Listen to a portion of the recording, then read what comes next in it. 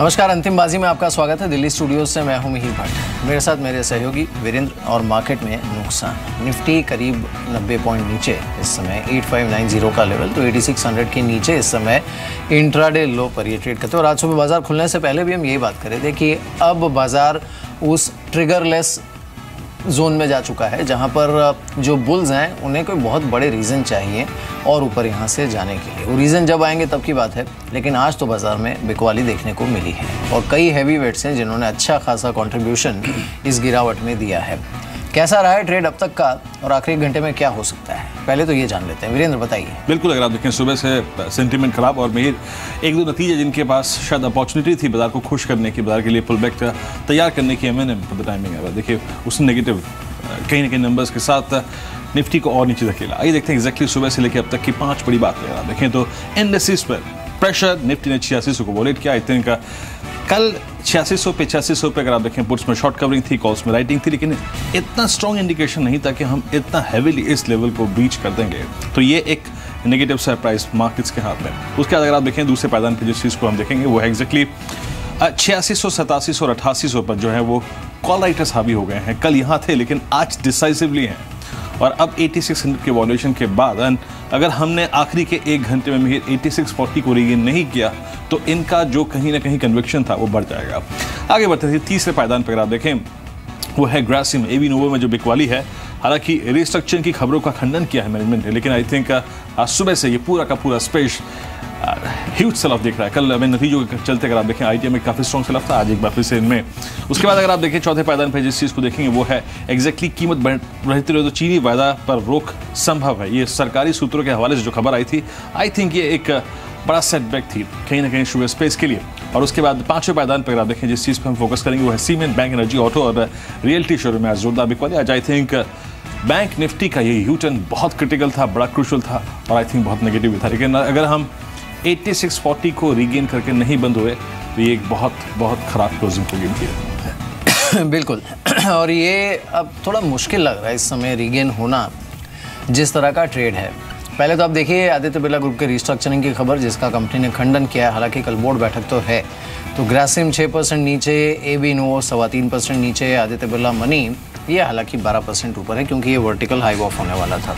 उसके बाद टाटा केमिकल्स, इन्होंने यूरिया कारोबार बेचा है, वहाँ पर नुकसान। MNM, TCS, Global Spirits, Jubilant Life और अदानी पोर्ट, ये कुछ अन्य काउंटर्स हैं जहाँ पर आज एक्शन देखने को मिल रहा है। इस पर बात करेंगे। जी हाँ, साथ ही अगर आप देखिए जिन स्टॉक्स से मैं चर्चा करूंगा उसमें शामिल है अगर आप Canara bank, PNB, IOC, HPCL, HTIL, सारे के सारे डिसाइसिवली बैकफुट पे।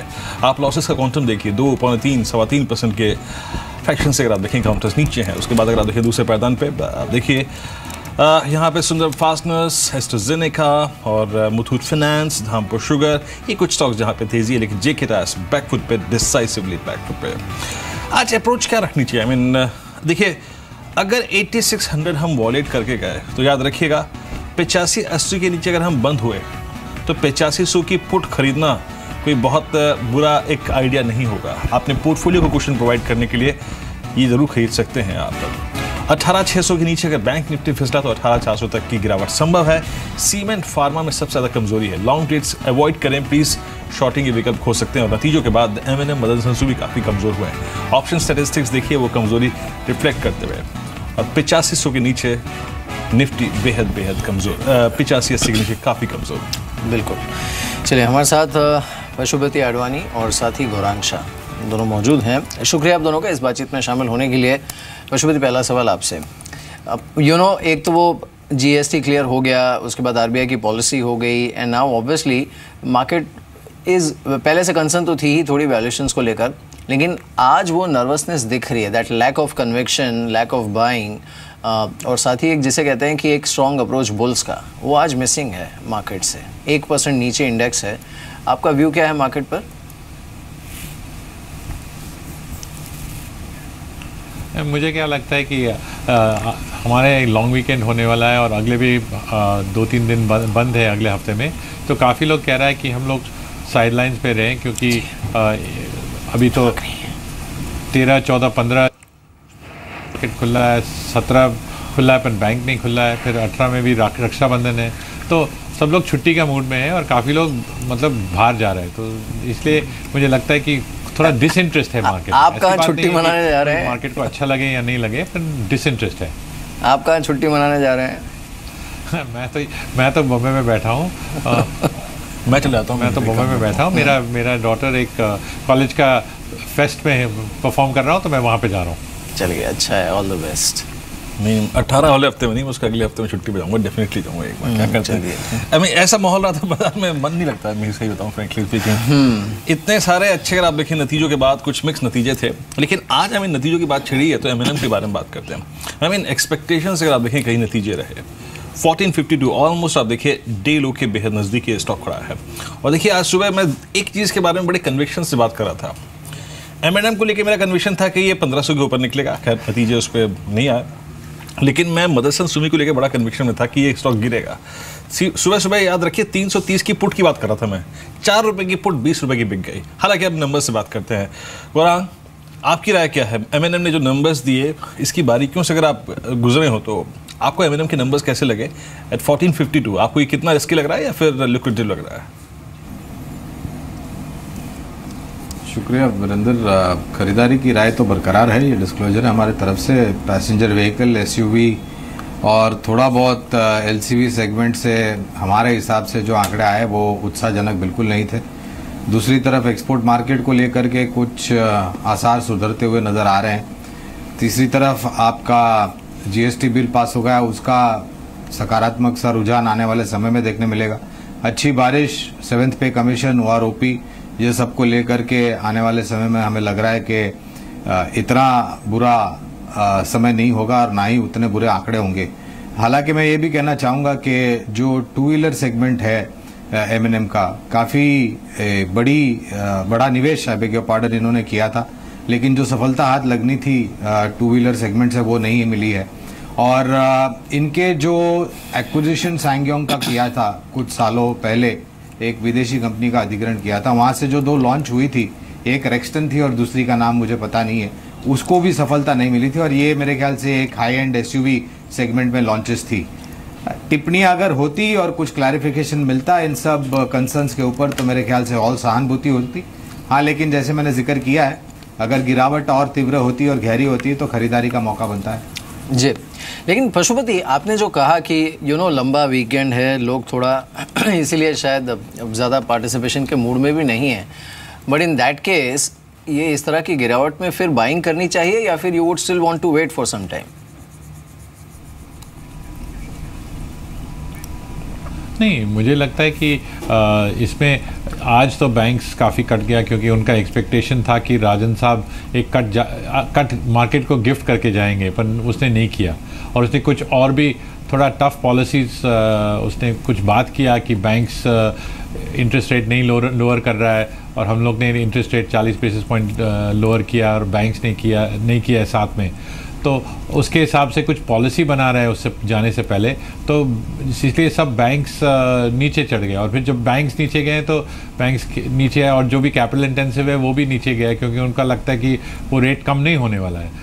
तो वो राजन साहब के मीटिंग के हिसाब से वो कह रहा था कि रेट नीचे आने वाला है, मे बी इनडायरेक्टली वो नहीं हुआ है। एक और चीज़, अगर आप आदित्य बिरला समूह के सारे स्टॉक्स को देखिए गौरांग, ऑल्दो अगर आप देखें मैनेजमेंट ने इसकी पुष्टि नहीं की है बल्कि इसका खंडन कर दिया है, लेकिन इसके पीछे इस रीस्ट्रक्चरिंग के पीछे संभावित कारण क्या हो सकते हैं?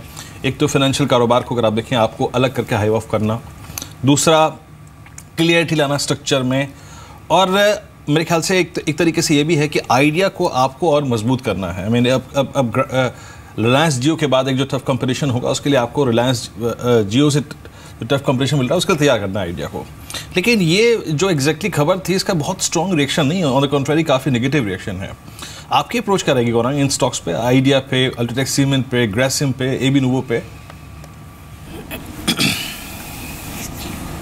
तो आइडिया और AB नोवो पर खरीदारी की राय बरकरार है, ये डिस्क्लोजर है। अल्ट्राटेक पर भी खरीदारी की राय है और ग्रासिम पर भी जो लक्ष्य हमने मुकम्मल किए थे और ये मैं बात कर रहा हूँ, बेग योर पार्डन, करीबन नवंबर-दिसंबर 2015 में हमने बाय रिपोर्ट निकाली थी ग्रासिम पर। भाव मेरे ख्याल से तब करीबन 3400 का था और लक्ष्य था करीबन 4400 का, वो मुकम्मल हो चुका है। तो जिनके पास है मुनाफा बुक करना चाहते हैं, बुनियादी तौर पर हम आकलन करते हैं तो हमारा फ़र्ज़ बनता है मुनाफा बांधने के लिए। और ये जो खबरें आई थी सुबह पर और अब आप अभी आपके स्क्रीन पर टिकर पर चल रहा था कि खबरों का खंडन किया गया है, तो क्लैरिटी नहीं आती है तब तक असमंजस परिस्थिति बनी रहेगी। और कहीं ना कहीं इनकी रणनीति ये रही है कि सब अलग अलग कारोबार जहाँ पर इनकी काबिलियत है उसमें वैल्यूज़ अनलॉक किए जाए और उनको अलग एंटिटीज़ के रूप में लिस्ट किया जाए। अब आगे जा कर के क्या ढांचा बनता है वो तो आने वाला समय बताएगा। अभी मेरे ख्याल से टिप्पणी करने में जल्दबाजी होगी जी।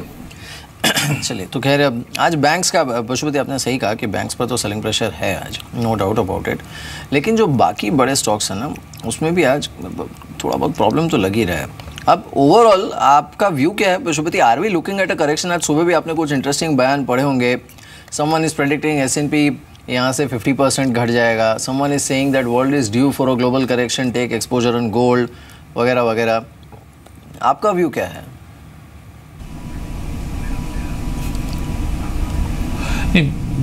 मैं जो मार्केट देखा है कि मार्केट अभी बहुत इंटरेस्टिंग है, क्योंकि इंडिया में पर्टिकुलरली इंटरेस्टिंग है क्योंकि इंडिया में अच्छी चीज़ हो रहा है। तो सिर्फ इंडिया के हिसाब से मार्केट बढ़ना चाहिए, पर वर्ल्ड के हिसाब से थोड़ा डाउट है कि सब वैल्यूएशन सब कम हो जाएंगे, तो इसलिए you are having sellers and buyers in the market at this level. पर आप देख लो ठीक से, फार्मा में थोड़ा सा कैप है क्योंकि काफ़ी प्रेशर है यूनाइटेड स्टेट्स से, सबको नोटिस से आ रहा है और सबका नोटिस आंसर कर रहा है, पर उसका फाइन वगैरह नहीं आ रहा है, they are not actually been granted. वो आएगा तो उनका अर्निंग्स पे झटका लगेगा और थोड़ा रिस्ट्रिक्शन है। अब आईटी सेक्टर देख लो, यूएस एंट्री बैरियर लगा रहा है, वीज़ा चार्ज लगा रहा है, उसका मार्जिन का भी प्रेशर है। इन्फोसिस में देखो क्या हुआ, दूसरा में भी फॉलो किया है, तो वो भी सेक्टर अच्छा नहीं है और वो दोनों बहुत बड़े सेक्टर्स है। बैंक्स में राजन साहब कुछ पॉलिसी में डाल रहा है ताकि उनको रेट्स नहीं लोअर करेंगे तो उनको मतलब कुछ पेनल्टी होगा या पता नहीं क्या कुछ उसके माइंड में है जाने से पहले, तो इसलिए बैंक्स भी रिएक्ट हुआ है। और ऑयल मार्केटिंग कंपनीज काफ़ी चढ़ गए, मतलब almost 50% in the last couple of months, तो वो भी थोड़ा घट रहा है। तो all in all it's an interesting market but not yet ready for buying, but interesting to be looking at and maybe looking at the stocks which have come down. इस बीच आज अगर आप निफ्टी में शुमार स्टॉक्स में देखें तो Adani ports and SEZ ये स्ट्रॉन्ग था, अभी भी 7% ऊपर है 256 के क्लस्टर में। कुछ स्टॉक्स जो कि टिके रहे आज, उसमें देखिए एक TCS है। TCS चाहती के लिए इतना बेहतरीन है कि पूछिए मत। इसमें ना गिरावट आने का कारण ये भी हो सकता है कि कोई सरेंडर करने को तैयारी नहीं है। और इसी क्षेत्र के बाकी अगर आप देखें, जैसे कि मिस्टर पशुपति ने भी कहा कि इस वक्त आईटी में बहुत सारी चीज़ें हैं जो अच्छी नहीं लग रही है इस वक्त, तो इसलिए बहुत सारे स्टॉक्स अवॉइड कैटेगरी में है। अकेला TCS अगर आप देखें खड़ा हुआ है, जी एंटरटेनमेंट एक खड़ा हुआ है, येस बैंक एक खड़ा हुआ है, और साथ ही साथ कोल इंडिया। आज सुबह भी अगर आप देखें टेक्निकल इश्यूज पे हमने बात की थी, ऑलमोस्ट एक 4 स्टार रेटिंग दी थी as per the derivative statistics. ये CY16 के ऑलमोस्ट हाइस पर है गौरांग कोल इंडिया, 338 के प्राइस पर। आप लोग का इंटरेस्ट है? क्लाइंट्स को कोई अप्रोच सजेस्ट किया यहाँ पर? इंटरेस्ट तो है वीरेंद्र, और एज अ डिस्क्लोजर 460-70 तक के लक्ष्य मुकम्मल हो सकते हैं। ये तो महज शुरुआत है, और कमोडिटी मार्केट में मेरे ख्याल से अगर कहीं आपको दांव लगाना है तो कोल इंडिया एक सबसे सर्वोच्चम कंपनी है, सरकारी कंपनी है। विश्व भर में सबसे ज़्यादा कोयले के जो खान होते हैं वो इनके पास है। आउटपुट को लेकर के सूरत हाल सुधरती हुई नज़र आएगी। लिंकेजेस को लेकर के जो रणनीति सरकार ने और मंत्रालय ने सामने रखी है वो भी सहायता करेगी। और तीसरी तरफ अगर आप देखने जाए तो डेडिकेटेड फ्रेट कॉरिडोर्स को लेकर के और एडिशनल वैगन ट्रांसपोर्टेशन को लेकर के पॉजिटिविटीज़ और आएगी। तो हम तो यहाँ पर बने रहने की राय देंगे, और अगर किसी को नए सलीके से ख़रीदना है तो वो भी कवायद करेंगे। बिल्कुल, लेकिन प्रॉब्लम यही है कोल इंडिया में भी। आप देखिए गौरांग कि जो इनका कैश रिजर्व था कुछ सालों पहले, और अब अगर आप देखें ज़्यादातर पैसा जो है वो एक्चुअली सरकार को पे करने में ही इस्तेमाल हुआ है इंस्टेड ऑफ केपेक्स पे या फिर अपने कॉर्पोरेट इस्तेमाल के लिए। तो वो एक प्रॉब्लम है यहाँ पर। इस बीच हमारे साथ राणक मर्चेंट इस समय मौजूद हैं टेक्निकल्स पर बात करने के लिए, उनसे बात करते हैं। राणक, शुक्रिया इस बातचीत में शामिल होने के लिए। So you know now we are almost down by 100 points, 94 points नीचे निफ्टी ट्रेड कर रहा है। टॉप फार्मा में बिकवाली हमने देखी है, सीमेंट में है, बैंक्स में तो है ही है, रिलायंस है जो कि 2.5% नीचे है। आपने फ्रेश शॉर्टिंग की सलाह दी है क्या आज?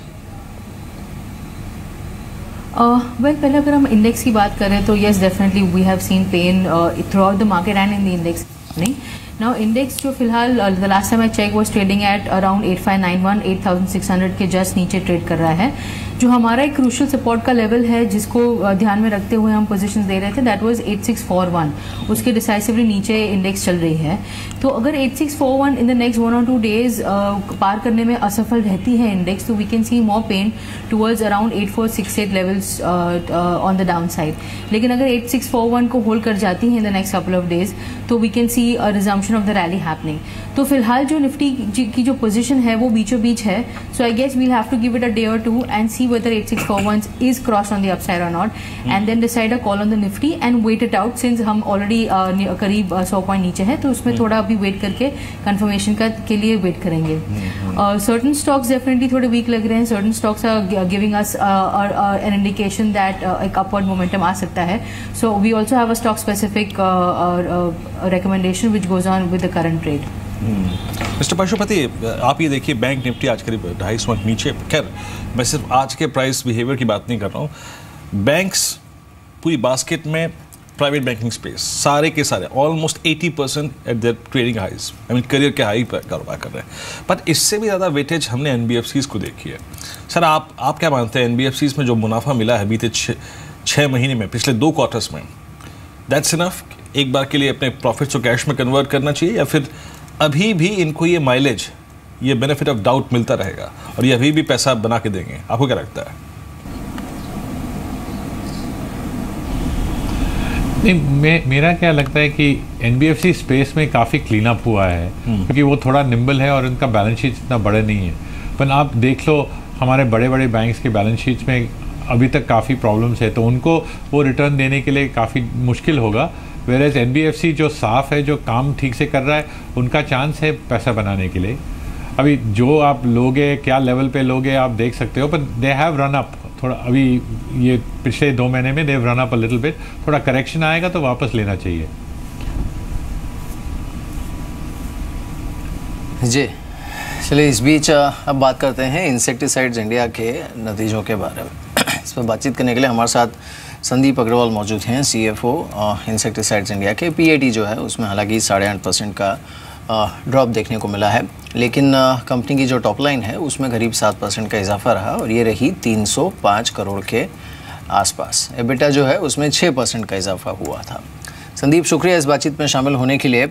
So what's your outlook going forward? अगले 1 या 2 क्वार्टर में आप एबिटा का रुझान किस तरह से देख रहे हैं संदीप? कर रहे हैं कि फुल ईयर का एबिटा जो रहेगा वो हमारा करीबन 10.5 से 11% के आसपास रहना चाहिए, जो कि लास्ट ईयर 9% था फुल ईयर का।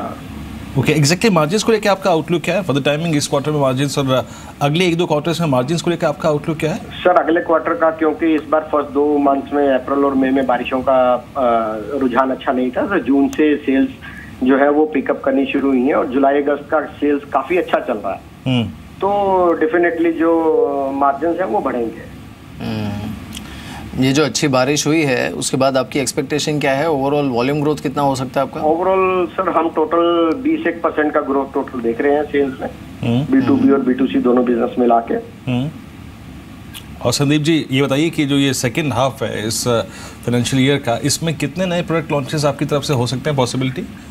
सेकेंड हाफ में बहुत ज़्यादा पॉसिबिलिटी अभी नहीं है, क्योंकि फर्स्ट हाफ में ही अभी हमने ग्रीन लेवल, एक हाको, सुजुका एंड एक प्रोडक्ट हमने मोमेंटिव से किया था एग्रो स्प्रेड मैक्स, तो 3 प्रोडक्ट हम ऑलरेडी इस साल लॉन्च कर चुके हैं। तो अभी आई थिंक सेकेंड हाफ में थोड़ा मुश्किल है, क्योंकि सेकेंड हाफ में कुछ सीजन भी नहीं ज़्यादा रहता है, तो जो भी रहेगा फर्स्ट हाफ में ही रहेगा। ऑलराइट, चलिए संदीप, शुक्रिया हमारे साथ इस बातचीत में शामिल होने के लिए। Thanks for joining us. चलिए, तो एबिटा पूरे साल के लिए करीब 11.25% के आसपास रहने की उम्मीद इनकी। Coming back to markets, Pashupati, अब RBL बैंक का issue is about to open now, उनका रोड शो शुरू होगा, और वैसे भी प्राइमरी मार्केट में जिस तरह का मूड हमने देखा है, आप कोई ऐसा IPO है रिसेंट जिसमें आपने बाइंग की हो लिस्टिंग के बाद, या फिर गिरावट में बाइंग की हो? Have you added anything from the recently listed stocks? Not really. मैं एक देख रहा था, एक लॉजिस्टिक्स कंपनी में, पर वो नहीं, did not get cheap enough, तो मैं छोड़ दिया। पर ऐसा तो अभी टाइम है, अभी और भी IPOs आने वाला है। RBL आएगा, RBL के सामने HDFC बैंक, कोटक और येस बैंक का सेलिंग और इंडसइंड बैंक का सेलिंग होगा, तो उसमें थोड़ा अपॉर्चुनिटी मिलेगा। और RBL जब भी लिस्ट होगा, होपफुली वो प्रीमियम पे लिस्ट होगा, तो फिर देखेंगे क्या लेना है नहीं लेना। वो भी अच्छा काम कर रहा है और ऐसा तो मतलब गुड IPO होगा। इस बीच एक दो स्टॉक्स को और देखते हैं जहाँ पर अच्छी तेजी है। मैं तेरा एक बार जुबिलेंट लाइफ साइंसेस को देखिए, आज का टुडे ट्रेड क्या मूव दिया इस काउंटर ने। टाटा केमिकल्स 503.75 के स्तर पे, ये भी अगर आप देखें चार्टी के लिए, आई थिंक ये अपने ट्रेडिंग करियर का अब तक का आई थिंक नहीं ऑलमोस्ट हाईएस्ट जोन पे है। लेकिन रनक टाटा केमिकल्स इस बार के पिछले 3 महीने के रनअप में आपने देखा जो चीज़ अच्छी है, जिस पे वॉल्यूम्स है हायर लेवल्स पे भी मार्केट उसको लेने में बिल्कुल भी परहेज नहीं रखता। अभी Tata chemicals, Jubilant life sciences, इनकी बात जो मैंने करी, इनमें से ज़्यादा अट्रैक्टिव क्या लगता है आपको इन प्राइसेस पे, या फिर रिस्की बहुत हो गए हैं अभी stocks? See, the first stock which you talked about, Tata Chemical, yes, as you rightly mentioned, एक gradual up move के बाद एक spot हमें देखने को मिला है। Stock is almost nearing its lifetime highs. फिलहाल on technical parameters, the stock is looking overbought in the short term, तो अगर किसी को खरीदारी करनी है तो current level से definitely सलाह नहीं देंगे और एक correction आने के लिए वेट करेंगे। As such, the broader markets are trading with a weak bias, so it is quite possible कि यहाँ पे भी थोड़ा सेल ऑफ आ सके। So because it is appearing overbought, यहाँ पे खरीदारी की सलाह नहीं देंगे। The second stock you talked about the Suven life sciences, the last time I check the stock was trading at around 204 levels. यहाँ पे 200 के EMA की ब्रेकडाउन के बाद स्टॉक को थोड़ी कठिनाई दिखी थी। सर, जुबिलेंट लाइफ की बात कर रहा हूँ मैं। Sorry, my bad, I could not get the name. Jubilant life sciences को मैं ट्रैक नहीं कर रही हूँ, तो I am sorry, I wouldn't be able to comment on the stock. चलिए, खैर मूव बहुत अच्छा है इसमें, जुबिलेंट लाइफ पर काफ़ी अच्छा मूव देखने को मिला है। लेकिन coming back to the RBL thing, Gaurang, आपकी कोई राय है, कवरेज है RBL पर? नहीं, अभी तक IPO बाहर नहीं निकाली है और बारीकी से देखा भी नहीं है, तो टिप्पणी करना मुश्किल होगा। इसमें बस एक ही कंसर्न है, देखिए 224 से जो भी प्राइस बैंड होगा इसका, हालांकि काफ़ी रिस्ट्रिक्टेड है, 15% बैंक ऑफलोड भी करने वाली है, लेकिन मार्केट जिस तरह के जोन में है इस समय पशुपति, अब इश्यू क्लोज होने और लिस्टिंग के बीच में बहुत बार बहुत कुछ बदल जाता है, एंड यू नेवर नो कि RBL जब लिस्ट होगा तब बाजार कैसा होगा। तो वो वाली कहानी ना हो जाए जो उसके साथ हुई थी L&T इन्फोटेक के साथ। हाँ, एग्जैक्टली। तो मैं वही कह रहा था कि वो रुकना चाहिए RBL में। आप सब्सक्राइब करने की सलाह देंगे IPO में पशुपति, या फिर you would want to get it listed, because banking में वैसे ही इतनी वॉलेटिलिटी बनी हुई है कि रुकना चाहेंगे आप? नहीं, जो भी IPO स्ट्रैटेजी फॉलो कर रहा है उन लोग को तो सब करना चाहिए, क्योंकि ये मार्केट में IPO मार्केट से नीचे आना चाहिए and you will get a chance to exit above the issue price, except of course कोई बड़ा प्रॉब्लम होए जो आप मेंशन कर रहे हो।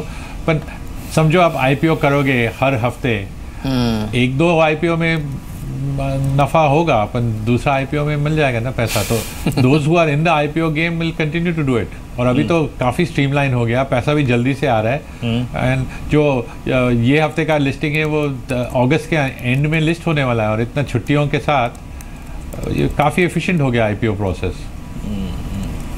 इस बीच एक स्टॉक देखिए, कल के प्रोस्पेक्टिव से नज़र रखिएगा, मैं सुबह से इसको ट्रैक कर रहा हूँ, आई थिंक थोड़ा सा जिक्र रखना पड़ेगा। 5490 पे एक बार आप देखिए, ऑटोलाइन इंडस्ट्रीज 2,19,744 शेयरों का कारोबार है। मैं इसके अमूमन जो 5490 का प्राइस आपकी स्क्रीन पर है अभी, जरा एक बार इसके एवरेज वॉल्यूम्स को देखता हूँ, एग्जैक्टली इसका औसत वॉल्यूम क्या रहता है, और उस पर आई थिंक 1 मिनट का वक्त लगेगा सिर्फ। अगर आप देखें 5480, राना का आप इसको टेक्निकली कैसे देखती हैं, और आज के वॉल्यूम्स, आज का प्राइस बिहेवियर, आज के वॉल्यूम्स ऑलमोस्ट 1 महीने का सबसे स्ट्रॉन्गेस्ट वॉल्यूम डे है, और अनक ठीक ऐसा ही वॉल्यूम इसमें एक बार 45 रुपए के प्राइस पर था, वो था जुलाई का 2nd वीक। क्या लगता है अनक, अभी अच्छा मूव पॉसिबल है इसमें? Outline industries? Yes, outline industries, yes, हमने अबाउट स्टार्टिंग ऑफ जून में इसको पहली बार अपने 200 डे के ऊपर ब्रेकआउट करते हुए देखा था आफ्टर लॉन्ग कंसोलिडेशन, और वहां पे एक फॉल्स ब्रेकआउट देखे स्टॉक ने वापस एक साइडवेज मूव दी थी। Lately in the beginning of July हमने एक 200 डे EMA के ऊपर ब्रेकआउट देखा। Now currently at 54 half levels, यहाँ से एक मेजर रेजिस्टेंस जो स्टॉक के लिए बन के आ रहा है वो 57 का है। 57 हाफ के आसपास स्टॉक में काफी बिकवाली बनती है। If you check it on pure technical parameter तो 57, 57.5 के ऊपर अगर स्टॉक निकलता है, so short term breakout can be established and the targets towards the same would be firstly 61 and then 65। Now stock में मूवमेंट ये ऐसी द रिजल्ट्स आने वाले हैं उसके पहले की ये मूवमेंट है, so we'll have to be a little careful since the result season is on, because many a times we see many drastic moves happening in the stock, but in terms of pure technicals 57 half is your breakout and a disclosure here that I would have personal interest in the stocks and holding in the stock. बिल्कुल।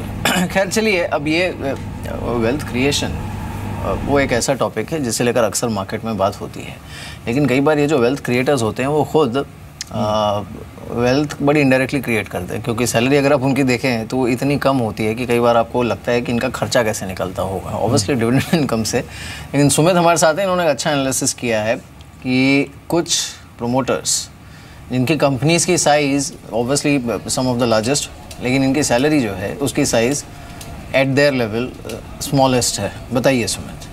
शुक्रिया मेहर, ये दोनों ही लिहाज से बात करेंगे, पहले घरेलू बाज़ारों पे भी या फिर घरेलू इंडियन इकोनॉमी के लिहाज से भी या फिर इंटरनेशनली भी। इंटरनेशनली तो बहुत ज़्यादा एस्टॉनिशिंग फिगर है। पहला नाम लैरी पेज का है, जो कि को फाउंडर हैं गूगल के। अगर इनकी सैलरी देखें करीब $1 यानी कि 67 रुपये मात्र इनकी सैलरी है, और $730 अरब की इनकी कंपनी है। गूगल का साइज़ सबको पता है, और उसके सामने सैलरी महज $1 ये इनकी सैलरी है। इतना ही नहीं, जो दूसरी अहम कंपनी है वो है ओरेकल। ओरेकल भी IT स्पेस की कंपनी है, इसकी इंडिया नाम लिस्टेड भी है। कंपनी का साइज करीब $170 अरब का है, जबकि जो कंपनी के CEO हैं लैरी एलिसन, उनकी सैलरी महज $1 यानी वहाँ पर भी 67 रुपये के आसपास की सैलरी है। साथ ही साथ इतना ही नहीं, अगर IT स्पेस की एक और दिग्गज कंपनी की बात करें वो है फेसबुक। लगातार ग्रोथ के साथ ये कंपनी कामकाज कर रही है। साइज $350 अरब का है, लेकिन मार्क ज़करबर्ग की सैलरी $1। ये काफ़ी ज़्यादा चर्चा में भी रहे थे। इसके अलावा टेस्ला मोटर्स ड्राइवरलेस कार बनाने के कामकाज में कंपनी इस टाइम काफ़ी अग्रणी हो रही है, और करीब $35 अरब कंपनी का मार्केट साइज है। लेकिन यहाँ पर भी जो कंपनी के CEO है एलॉन मस्क, उनकी सैलरी करीब $1 है। ये तो नहीं इंटरनेशनल पर्सपेक्ट में कुछ कंपनियों की बात। अब अगर घरेलू पर्सपेक्ट में बात करें तो सबसे पहला नाम रिलायंस इंडस्ट्रीज़ का आता है। कंपनी का साइज करीब 3,27,000 करोड़ रुपए है। कंपनी के चेयरमैन मुकेश अंबानी की सैलरी महज 15 करोड़ रुपए है। 15 करोड़ का फिगर बड़ा है, लेकिन ये चीज़ ऐसे आप देख सकते हैं कि पिछले 8 सालों से उनकी सैलरी 15 करोड़ पे स्टेबल है। कोई भी बढ़त या कटौती नहीं हुई, लेकिन स्टेबल 15 करोड़ की सैलरी उनकी मेंटेन है पिछले 8 सालों से। तो ये एक और अहम चीज़ है। इसके अलावा कुछ और कंपनी की बात करें तो फार्मा स्पेस की दिग्गज कंपनी सन फार्मा, जो कि फार्मा की सबसे बड़ी कंपनी है, और उसके जो प्रमोटर है वो one of the richest man भी हैं, लेकिन उसके बावजूद उनकी सैलरी महज 2 करोड़ रुपए है। जबकि कंपनी का साइज की अगर बात करें तो करीब 2 लाख करोड़ रुपए कंपनी का साइज है। फार्मा की दिग्गज कंपनी, लेकिन चेयरमैन की तनख्वाह महज 2 करोड़ रुपए। इसके अलावा सिद्धार्थ लाल करीब 70 करोड़ रुपए के आसपास कंपनी चलाते हैं। आइशर मोटर्स एक टर्न अराउंड के लिए भी उन्होंने जो है बहुत कुछ काम किया है कंपनी के लिए, और कंपनी को 4 व्हीलर स्पेस से 2 व्हीलर स्पेस की एक दिग्गज कंपनी बनाया है। लेकिन तनख्वाह उनकी भी महज करीब 6.5 करोड़ रुपए के आसपास, जबकि कंपनी का साइज इतना बड़ा है। और आखिरी में अजीम प्रेम जी विप्रो के चेयरमैन हैं, मशहूर फिलैंथ्रोपिस्ट हैं, और काफ़ी बड़ी इक्विटी उन्होंने डोनेट भी कर रखी है, लेकिन उसके बावजूद तनख्वाह उनकी 2 करोड़ रुपए। IT की दिग्गज कंपनी 2 लाख करोड़ रुपए के आसपास की कंपनी है, लेकिन तनख्वाह महज 2 करोड़ रुपए। तो ऐसे कई नाम हैं जो कि इंडस्ट्री के दिग्गज हैं, माने जाने नाम हैं, लेकिन उसके बावजूद भी तनख्वाह महज 1 से 2 करोड़ रुपए के आसपास।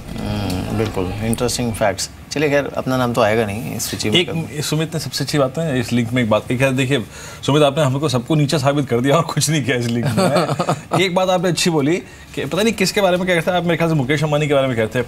कई सालों से उनकी सैलरी 15 करोड़ पे स्टेबल है। 15 करोड़ पे स्टेबल है, दैट्स इनफ। आई मीन उनका डिविडेंड इनकम आप देखिए ना, दिखाने के लिए किसी को ऐसा नहीं दिखा। खैर, रिलायंस पर पशुपति आपका व्यू क्या है? बिकॉज चलिए मुकेश अंबानी तो डिविडेंड इनकम से भी उनको अच्छी खासी कमाई हो जाती है, so he can afford to keep a static salary for 5, 6, 7, 8 years. लेकिन जो इन्वेस्टर है ना, वो बेचारा बहुत फ्रस्ट्रेट हो गया है रिलायंस में।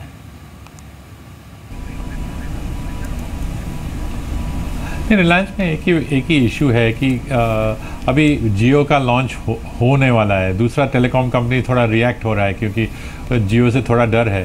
पर अभी पहले तो कहा था अगस्त में हार्ड लॉन्च होगा, अभी कह रहा है कि सॉफ्ट लॉन्च होगा।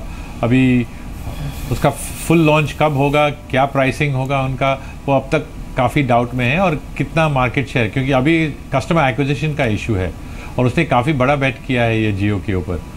फिर भी उसका दूसरा बिजनेसेस भी चल रहा है, ठीक से चल रहा है, उसने रिफाइनिंग मार्जिन्स काफ़ी अच्छा निकाला है और उसका रिटेल वगैरह चल रहा है। तो ऑल इन ऑल वो अच्छा कंपनी है, पर ओवर ओन्ड है तो इसलिए उसमें ज़्यादा जिंग नहीं है। पर वो मार्केट बैरोमीटर तो है और वो चलता रहता है मार्केट के साथ। अभी तो 1000 के ऊपर तो चल रहा है, तो ठीक है, हो सकता है कि 100-200 रुपये मिल सकते हैं उसमें।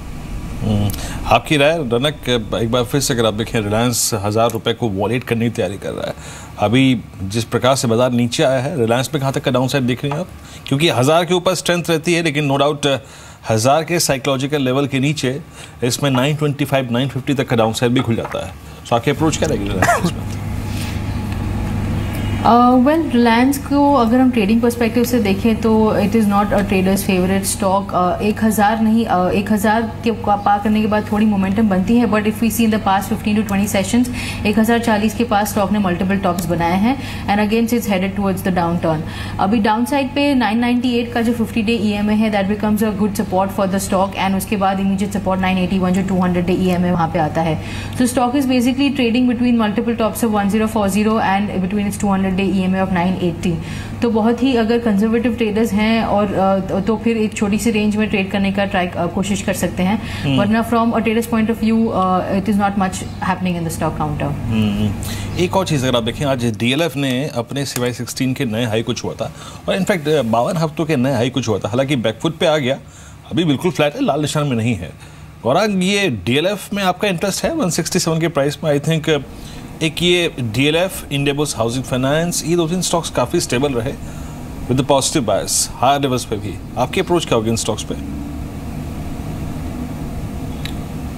तो वीरेंद्र, DLF पर रिड्यूस की रिकमेंडेशन हमारी, ये डिस्क्लोजर है मेरे तरफ से। और ख़रीदारी अगर रियल एस्टेट में कहाँ पर करनी है तो 5 स्टॉक हमारी कवरेज में है जो मेरे जहन में आ रहे हैं अभी, और वो है Godrej properties, Mahindra life space, Oberoi realty, Sobha limited, Prestige estates.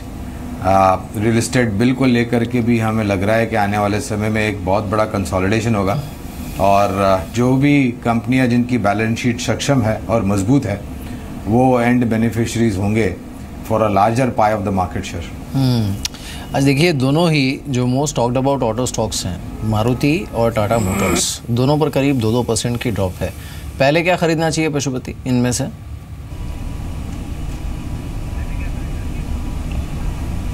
मुझे लगता है टाटा मोटर्स अभी थोड़ा और अच्छा लग रहा है क्योंकि उनका ओवरसीज सेल्स काफ़ी बढ़ रहा है। जैगवार लग्जरी सेगमेंट में नंबर 1 है अमेरिका में, उनका ग्रोथ नंबर।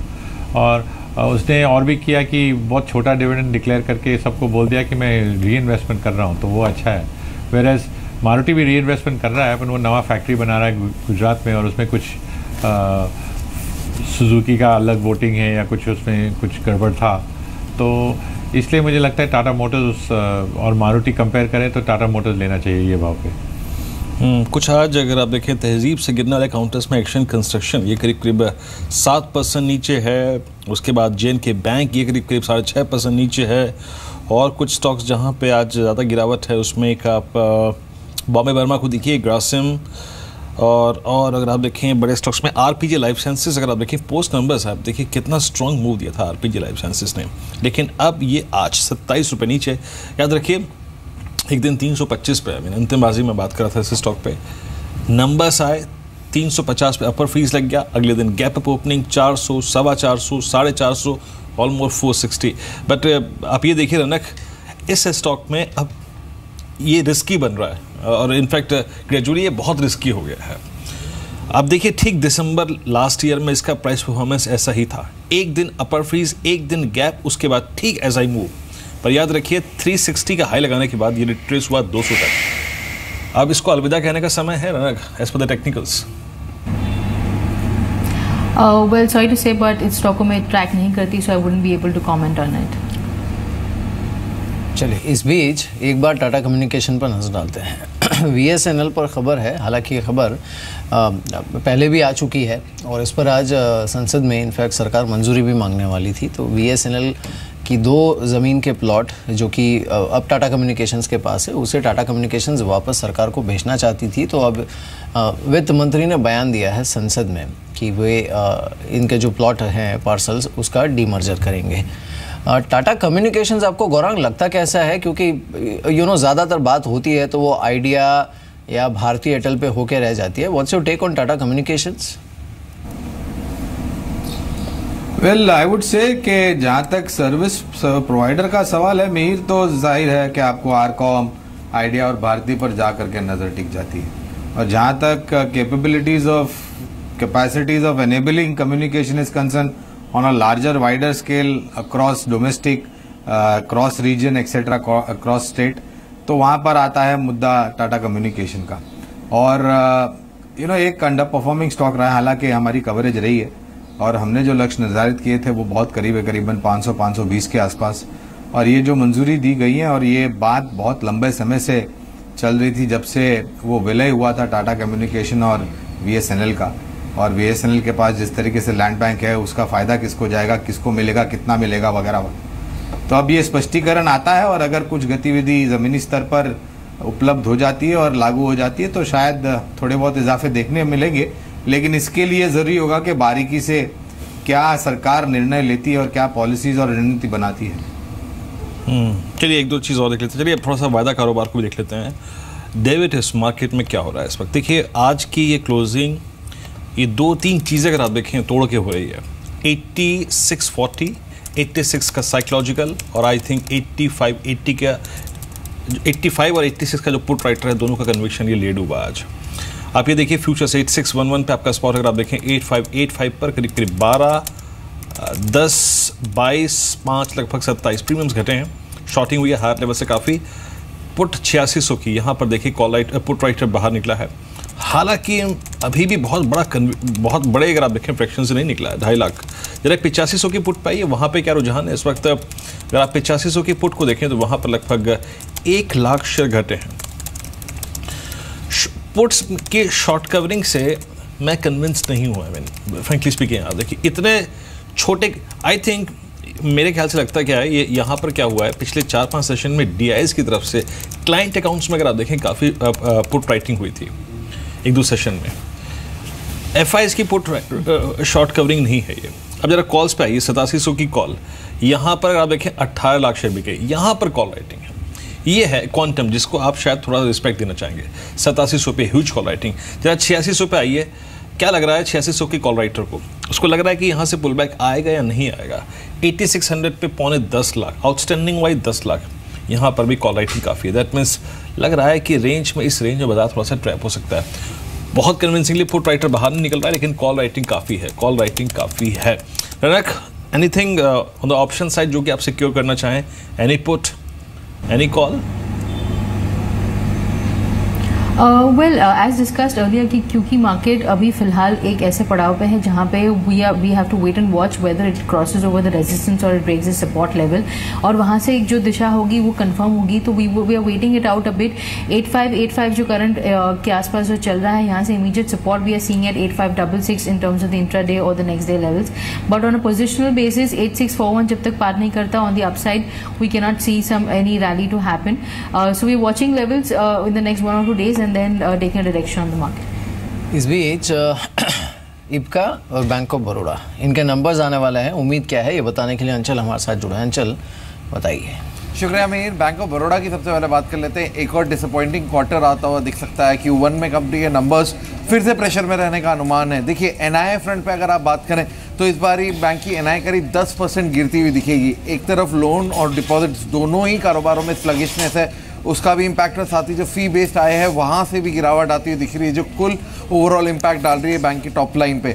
वहीं दूसरी ओर प्रोविजनिंग का आंकड़ा इस बार शायद एक पॉजिटिव सरप्राइज दे सकता है। अनुमान ये है क्वार्टर ऑन क्वार्टर बेसिस पे, क्योंकि एक बहुत बड़ा बेस था पिछले क्वार्टर में, तो इस बार प्रोविजनिंग करीब 77% गिरकर करीब 1600 करोड़ के आसपास रह सकती है।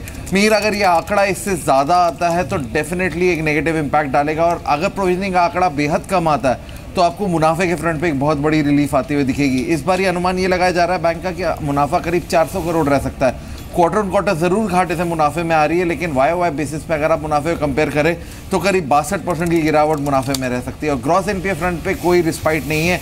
इस बारी फिर से एसेट क्वालिटी डिटोरिएट होने की का ही अनुमान है। 10.5% इस बारी ग्रॉस एनपीएस बढ़कर हो सकते हैं।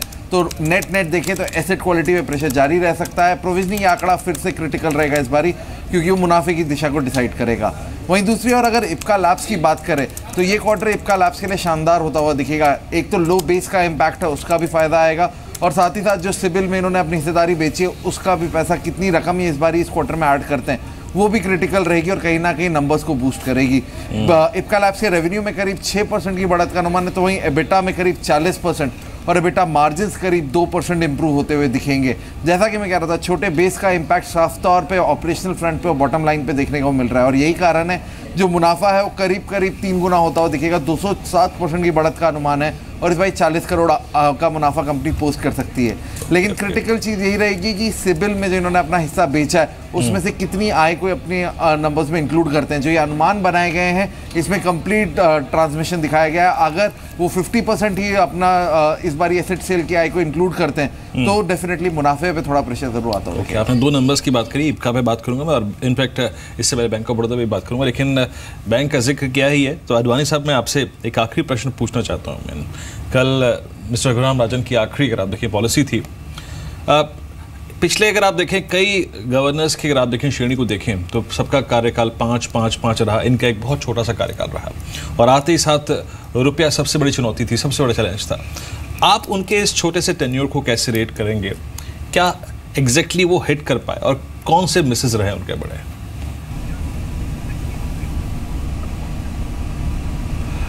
रघुराम राजन का एक बड़ा एडवांटेज था कि वो उसका वर्ल्ड क्रेडिबिलिटी था, और वर्ल्ड क्रेडिबिलिटी है, तो इसलिए we should be grateful that we had him for 3 years। अभी जो हुआ है उसको वापस जाना था या हमें नहीं उनको कंटिन्यू करना था, वो हम लोग देखेंगे, पर उसने हमारे कंट्री के लिए काफ़ी अच्छा किया, और मॉनेटरी पॉलिसीज ने सब ठीक रखा, और हमारे काफ़ी प्रॉब्लम सॉल्व हो रहा है, और economy's got good foundation to go forward, तो उसने उसके लिए तो ठीक किया है।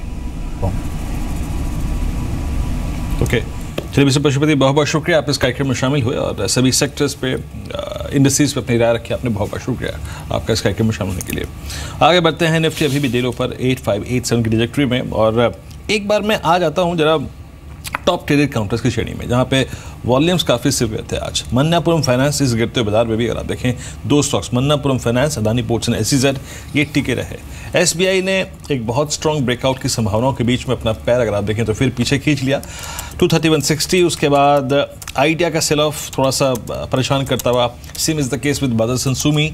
नंबर्स स्ट्रीट को पसंद नहीं आया और कुछ हद तक नंबर से पहले ही चल चुका था, ओवर ड्राइव कर चुका था इस स्टॉक को। उसके बाद आप देखिए रिलायंस कम्युनिकेशन बैकफुट पे, PNB बैकफुट पे, JSPL को देखिए 80 के स्तर पर लगभग 2% नीचे कारोबार कर रहा है, और एक HTIL 98.20 पे कारोबार कर रहा है। HTIL, या फिर मैं इसमें से किस पे बात करूँ, हिंडाल्को। ये रनक हिंडाल्को शायद आप देखिए जून फर्स्ट वीक में इसका प्राइस 90 था, और 3 दिन पहले इसने अपना CY16 का नया हाइट किया, वो था 154। That's enough. एक बार के लॉन्ग ट्रेड्स अनवाइंड करने चाहिए, कुछ पुट सिक्योर करने चाहिए क्या हिंडाल्को में?